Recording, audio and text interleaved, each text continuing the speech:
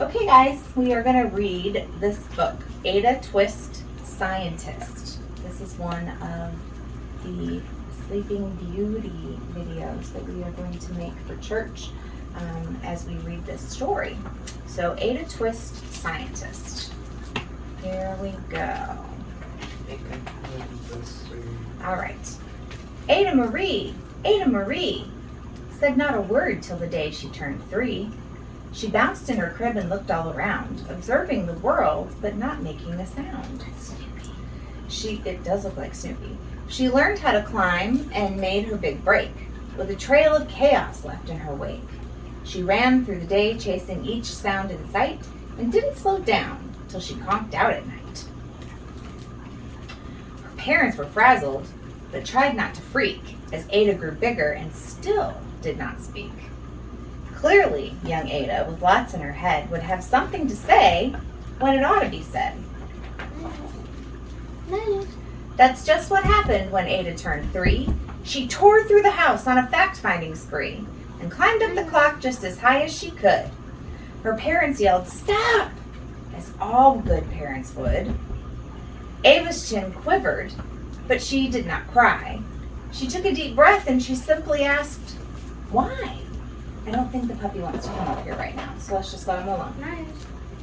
He doesn't want to come up here right now. Let him be. Why does it tick and why does it talk? Why don't we call it a granddaughter clock? Why are there pointy things stuck to a rose? Why are there hairs up inside of your nose? She started with why, and then what, how and when.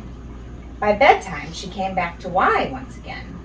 She drifted to sleep as her dazed parents smiled at the curious thoughts of her curious child.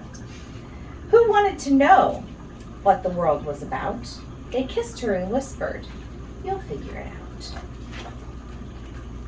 Her parents kept up with their high-flying kid, whose questions and chaos both grew as she did. Even Miss Greer found her hands were quite full when young Ada's chaos wreaked havoc at school. But this much was clear about Miss Ada Twist. She had all the traits of a great scientist.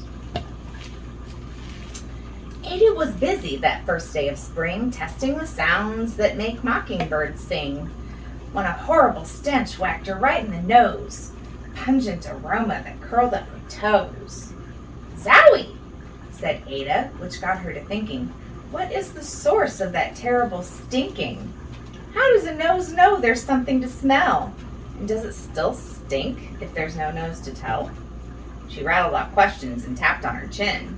She'd start at the start, where she ought to begin. A mystery, a riddle, a puzzle. Is she getting older? Yeah, she's getting older. A quest. This was the moment that Ada loved best. Ada did research to learn all she could of smelling and smells, and both stinky and good. One hypothesis Ada thought could be true. The terrible stink came from Dad's cabbage stew. She tested and tested, but soon Ada knew it was time to come up with hypothesis 2. Then zowie! The stink struck again, just like that. Hypothesis 2. It was caused by the cat. The cat couldn't make such a stink on its own. It needed perfume and some fancy cologne. So young Ada tested.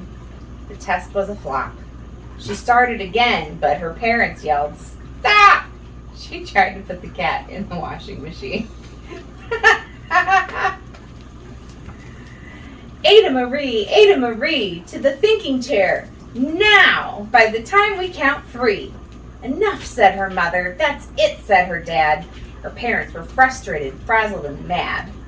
Why? Ada questioned. Her mother said, no. What? Ada queried. Her father said, go.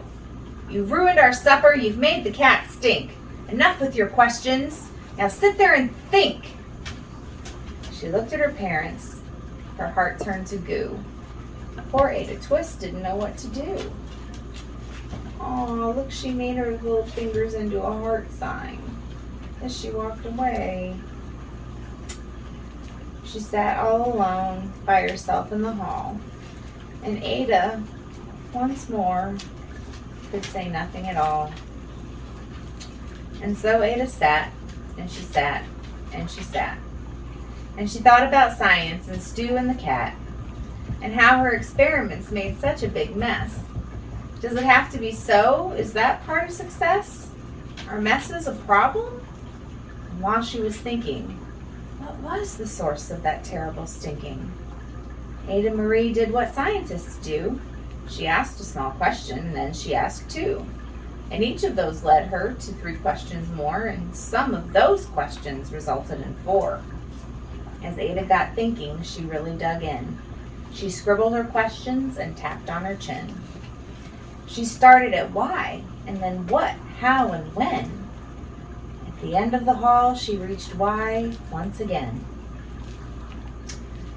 Her parents calmed down and they came back to talk. They looked at the hallway and just had to gawk. Not a patch of bare paint could be seen on the wall. The thinking chair now was the great thinking hall. She had colored all over the wall. She being with naughty. all of her questions and all of her wonderings. She wrote all over the wall. They watched their young daughter and sighed as they did. What would they do with this curious kid who wanted to know what the world was about? They smiled and whispered, "We'll figure it out." And that's what they did, because that's what you do when your kid has a passion and heart that is true. They remade their world. Now they're all in the act of helping young Ada sort fiction from fact. She asks lots of questions. How could she resist? It's all in the heart of a young scientist. And as for that smell, what can Ada Twist do but learn all she can with her friends in grade 2? Hey, she's in 2nd grade. Who else is in 2nd grade? Here you are. Will they discover the stink that curls toes? Well, that is the question. And someday, who knows? The end. That was an awesome book about being curious